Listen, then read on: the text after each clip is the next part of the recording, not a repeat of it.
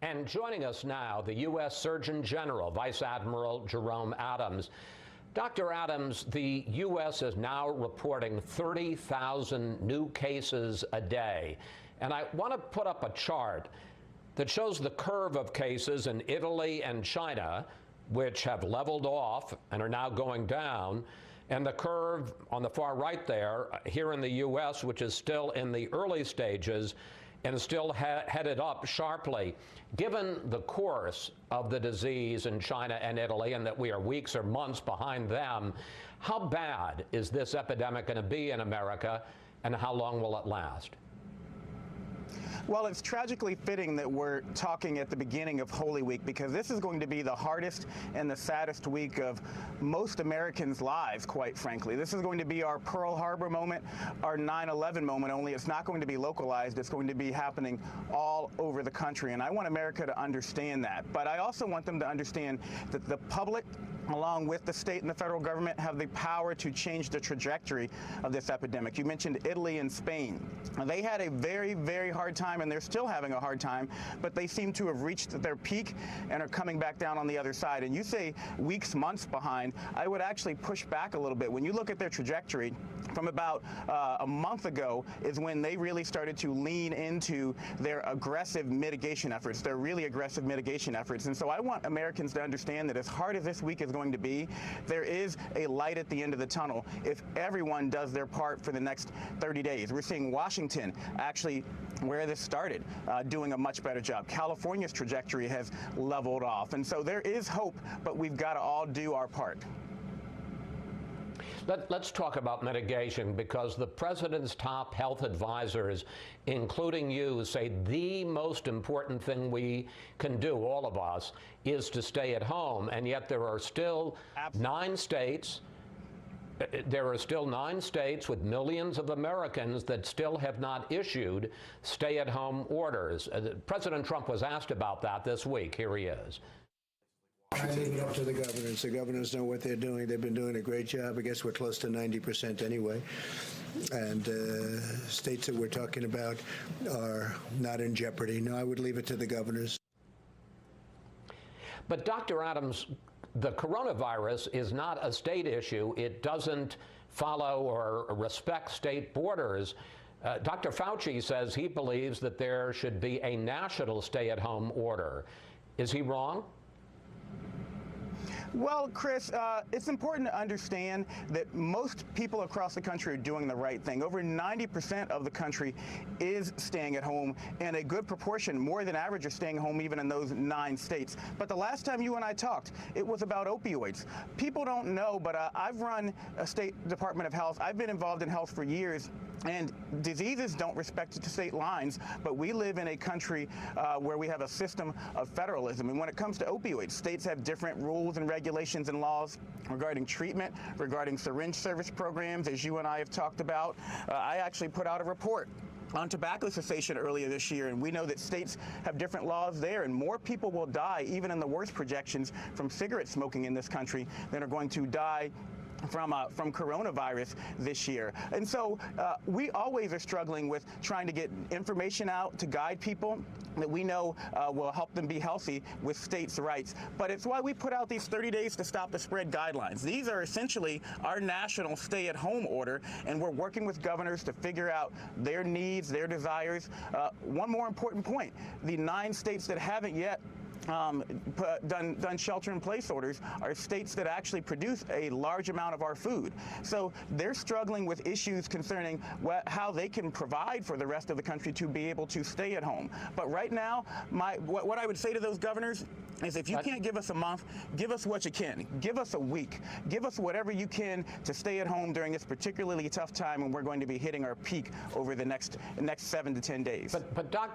But Dr. Adams, there's a big difference between opioids and cigarettes, which are something that people decide to use or not to use, and the coronavirus, which people catch. It's not an individual choice. And you know, when President Trump says that he's a wartime president, during World War II, FDR didn't say, well, it's up to each state to decide what to do. He mobilized the nation. Again, why not a national stay-at-home order the coronavirus doesn't recognize states' rights. So does the federal analogy really work here? Well, Chris, I know a week ago is forever in coronavirus time, but I would remind people that it was just a week ago when the idea of a federal quarantine for the New York City area was being floated, and Governor Cuomo said that would be like declaring war on the states. The governors are intensely protective of their right, and rightly so, to be able to decide what's best for their states, and we're going to do everything we can as scientists and as physicians, as medical professionals, to help them understand what we think the right thing is for them to do. And so I just want everyone to know that from a national perspective, the Surgeon General is saying no matter where you are, stay at home. At least give us a week or two if you can. We want you to do it for 30 days, but even in those 9 states, give us what you can so we can get this peak and start to come down on the other side. Dr. Adams, for days, President Trump has been talking about hydroxychloroquine as a possible treatment for people with the coronavirus. But yesterday, in his briefing, he took it even further. Take a look. What do you have to lose? In some cases, they're in bad shape. What do you have to lose? I may take it, and I'll have to ask my doctors about that, but I may take it. Dr. Adams, as the nation's top public health official, are you comfortable with people taking an unproven, untested drug, even people who don't actually have the virus? Well, here's what we've advised the president, and here's what I've heard him say consistently. When people are in a tragic situation where they're in the hospital or a loved one's in the hospital with COVID-19, we want them to be able to have a conversation with their healthcare provider about everything that they could possibly do to save their lives. There are some accounts, some stories out there regarding hydroxychloroquine helping, and we know it's been available for years, so we feel a little bit better regarding its safety than we do about a completely novel drug, even though this is being used at much higher dosages. And so we just want to be able to facilitate physicians and patients having that conversation. That's what I tell people. That's what I've heard the president tell people. Finally, and I got about a minute left here, Dr. Adams, the CDC now recommends that people use face coverings in public, and in fact, you're in a CDC video in which you show people how to make a mask themselves that they can wear. But President Trump was clear that he is not going to be following that guidance. Take a look here, sir. I think wearing a face mask as I greet presidents, prime ministers, dictators, kings, queens, I don't know, somehow I don't see it for myself. Does that statement by the president send a mixed message about taking this recommendation seriously?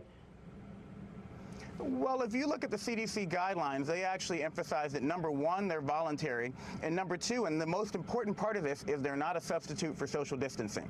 I was at the White House yesterday. I'm going there immediately after this.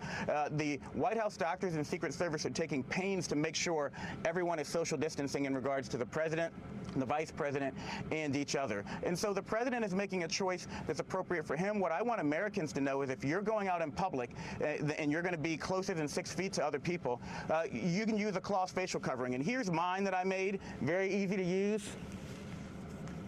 And it protects you, Chris, from me. We want people to understand you're wearing this not to protect yourself, you're using it to protect your neighbor. And that's what this week is going to be all about. People staying at home to protect their neighbor, people wearing cloth facial coverings if they have to go out in public to protect their neighbor. It's going to be a test of our resolve. It's going to be the test of our lives. But I am confident that we can come out on the other side based on the data and based on what I know about the American people. Dr. Adams, thank you. Thanks for your time during these very busy days. Please come back, sir.